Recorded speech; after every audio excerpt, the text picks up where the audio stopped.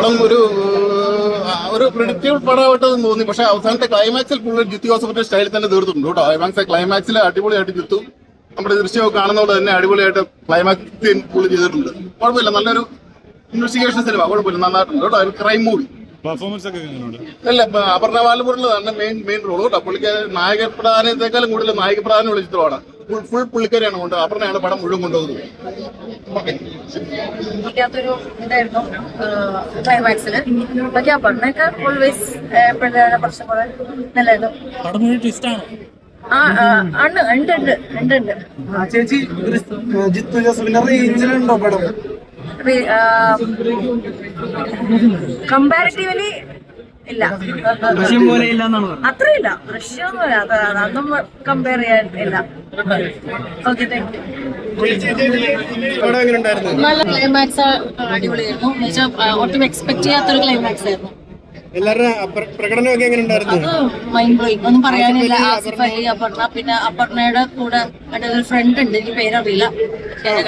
നന്നായി through out ഉണ്ടായിരുന്ന ഒരു ക്യാരക്ടറായിരുന്നു. നല്ലായിരുന്നു, നല്ല പെർഫോമൻസ് ആയിരുന്നു. ട്വിസ്റ്റ് ഒക്കെ ഉണ്ടായിരുന്നു. നമ്മൾ പ്രതീക്ഷിക്കാത്ത ക്ലൈമാക്സ് ഞെട്ടിച്ചു, ശരിക്കും ഞെട്ടിച്ചു. ഇല്ല, പറ്റില്ല. റഷ്യയൊക്കെ വേറെ ലെവലല്ല, അത്രയില്ല. പക്ഷെ എന്നാലും ഡിസപ്പോയിന്റിംഗ് അല്ല, എൻഗേജിംഗ് ആണ്, ത്രില്ലിംഗ് ആണ്. അതിനേക്കാളും എനിക്ക് പേഴ്സണലി അതിനേക്കാളും ഇഷ്ടപ്പെട്ടു. എൻഗേജിംഗ് ആയിരുന്നു. കാണാനുള്ളൊരു കാണണം, എന്തായാലും കാണാനുള്ള ഒരു സിനിമയുണ്ട്. ഒരു വ്യത്യസ്തമായ ഒരു സിനിമയാണ്. ക്ലൈമാക്സ് എന്തായാലും നിങ്ങളെ ഡിസപ്പോയിന്റ് ചെയ്യൂല.